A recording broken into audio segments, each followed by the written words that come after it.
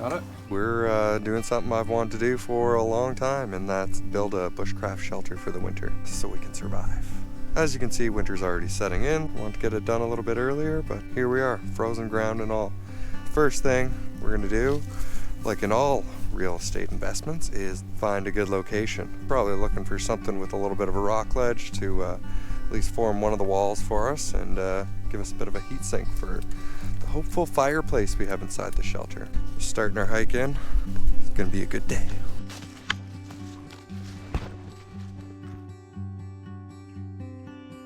Well, we're thinking we found our potential home. It's got a lot of the elements we wanted. It's got some standing deadwood pretty close by that I don't feel too bad about cutting down. And it's got this nice rock ledge. The only issue we see is that it's not very level. We're gonna have to do something about that. The little bit of a step up that it's got there should be great for holding the heat in if we have to step up into our shelter. So let's get to work.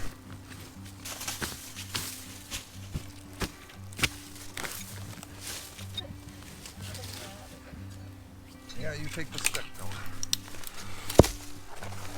Rocks for the fireplace. This moss is going to make a good way to level the place out, and also it's probably going to leave us with an insulated floor.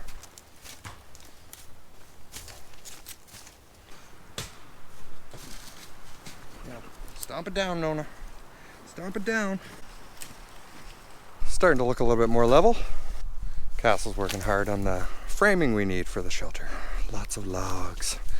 Still looking for a nice big one that's close at hand for the main parts, like the ridge beam and the main post of it, because we're building sort of like an A-frame. Those are a little bit harder to come by than the little sticks for the rafters.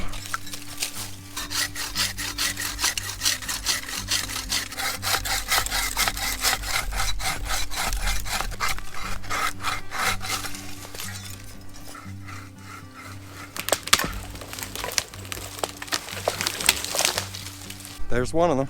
Time to limb them up and make them into something usable.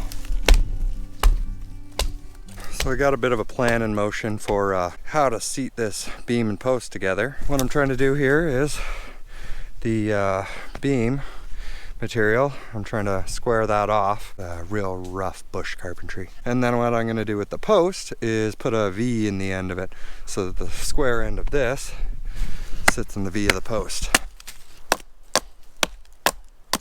That should do. Now for the post. I'm just gonna trace out what I want to do with the hatchet before I even start going at it with the saw. What I'm looking to do is kind of create a little V.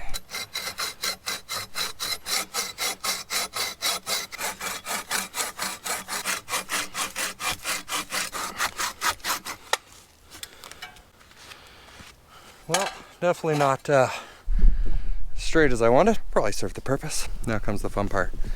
Let's see if we can stand these up together. Watch me fail.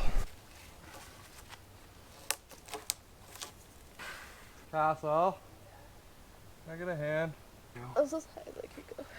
Oh. Okay, I gotta take a bit off this.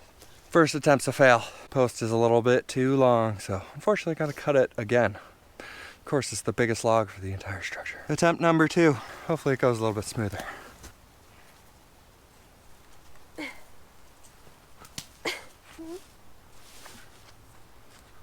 Beauties.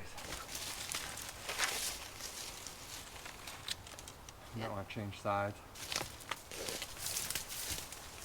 I'm gonna try and tie it all together, and hopefully that means it's pretty solid while we put the rest of it together. Too tall. It's too tall. Build a ladder. Yeah, it's gonna be nice that we can stand up in it, but it's a little bit too tall to put together. Beauties. Around? Hopefully that holds till spring. That was a bit of a struggle. There it goes.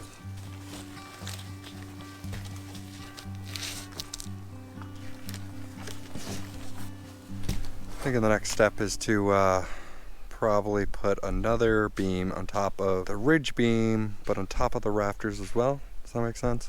You'll see. And that's just mostly protect the tarp, give us a rounded edge instead of putting all the weight of the tarp on the pointy sticks that are forming our ridge right now.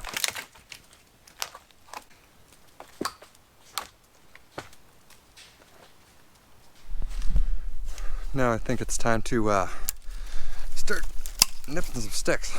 Prime example, I just got stabbed there. First stop is probably these guys right here. Those definitely got to go to get a tarp on this. It's coming together though. Starting to look like a home. Just needs a welcome mat. I wish it was a little bit taller.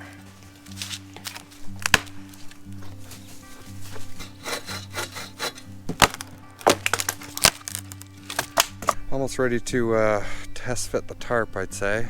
Still debating adding another support or two. I think it might need it if we get lots of snow. Would be fun. Could make it nice and comfy cozy in here.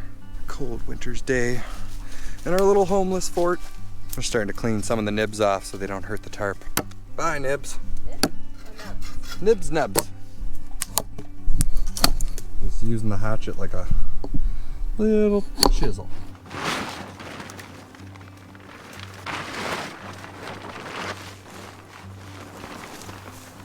We sized it pretty damn good.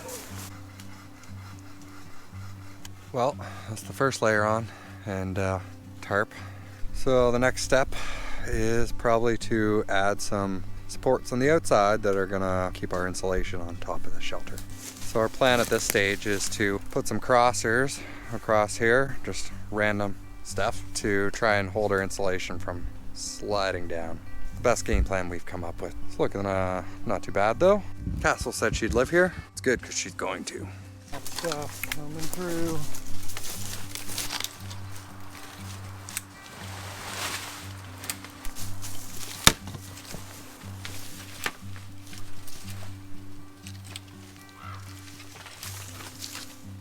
Starting to look like a jumbled mess.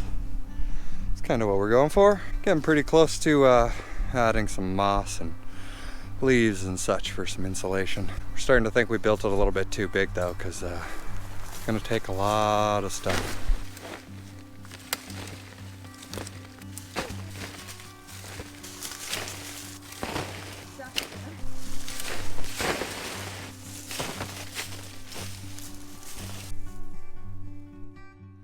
It's been a minute since we went back to the shelter. Say a minute, but it's been about a month. Right after we filmed the first part building the shelter, we both got COVID. So we haven't been back there in a month. We're just working our way back there now, hoping it's still standing. It's always a struggle to motivate yourself to get out for the winter because it's cold and oftentimes wet.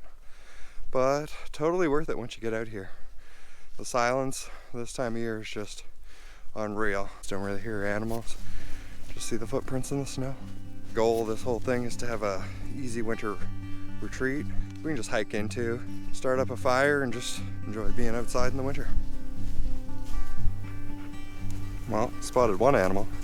Not sure if you can see that, but there's a beaver out in the ice, just chilling. Perfectly still, but almost looks like a stump from a distance, but you can tell it's a beaver because there's a hole right beside him in the ice that looks fresh and wet. Still spotting the odd wintergreen berry on the hike in. It's kind of the cool thing about them. You can brush off a little bit of snow, still find a little bit of tasty treats.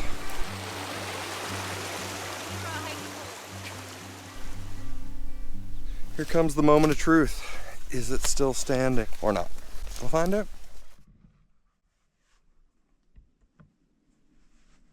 Well, it's still standing. Bigger than we remember. Definitely still some work to do, unfortunately. We aren't probably going to put an end wall on it. My thought is we'll just use my tarp when we come back here and jerry-rig that onto the end instead of trying to fill this whole end in with logs. We definitely still need to level out a sleeping surface and then collect some firewood and hopefully find a few more rocks to form a fire pit because it's not much of a fire pit right now.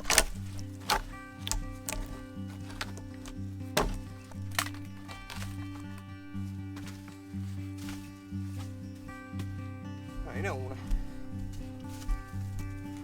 Watch out, Nona.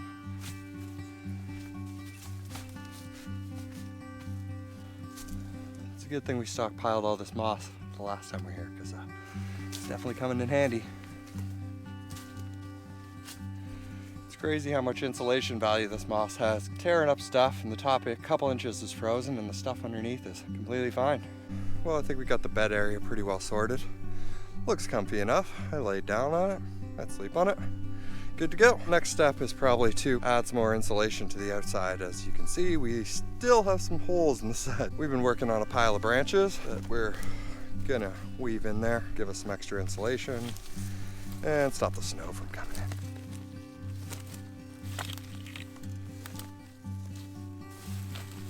This isn't gonna be the best insulation. Honestly, the moss would have been the best way to go because it's basically like modern day insulation.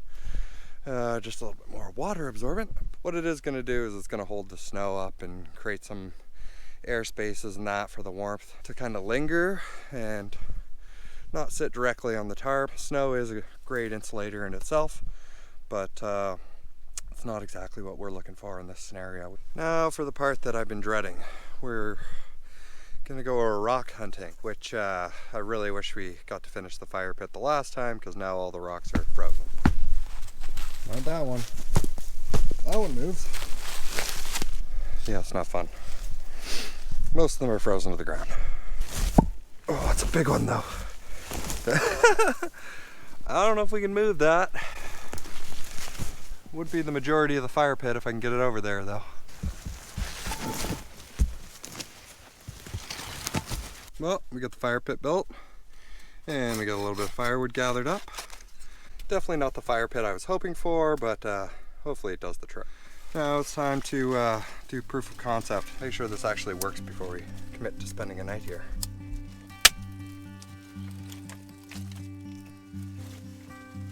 Seems to be working. Smoke's taking a nice path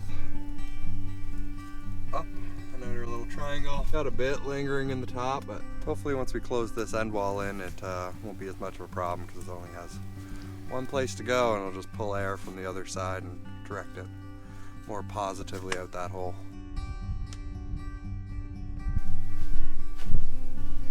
Seems like the fire's found its path and we don't have a problem with the smoke billowing out the opposite end now. Might just be a draft problem when we first get it going. Definitely toasty in here as soon as you get that fire going. So much of a difference from outside to just standing in the doorway. Hot tent stove would be better for the adventures we kind of like doing. Means a lot of money spent and gotta haul it around. This just gives us a quick weekend getaway, something to go to that doesn't take a lot of effort. What delivery? Trying to stockpile a little bit of firewood so when we come back here, we don't have to do all that.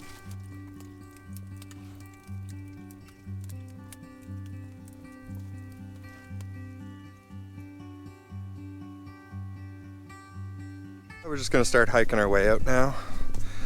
I think the shelter should do. Maybe next weekend we'll come back and test it for a night. Although we're supposed to get a lot of snow this week, so could make for an interesting trip.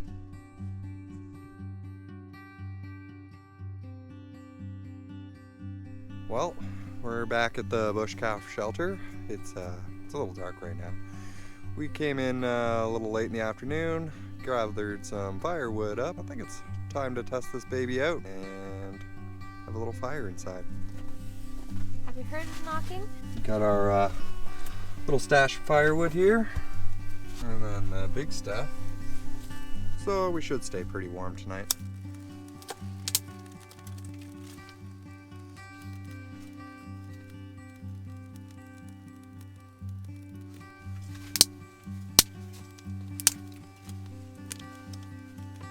Always a bit of a challenge getting a fire going in the winter, let alone when you've had 2 days of solid rain before we came out here, so everything is literally soaking wet. Even the birch bark didn't want to light too bad. It's going to be a delicate balance in here though, because since we're having an open fire and we probably don't want the place to light on fire, we got to keep our fire to a minimum, but still enough fire to dry out the material that's coming up to be burned. Never tried to have an open fire in a shelter, but hopefully it goes well.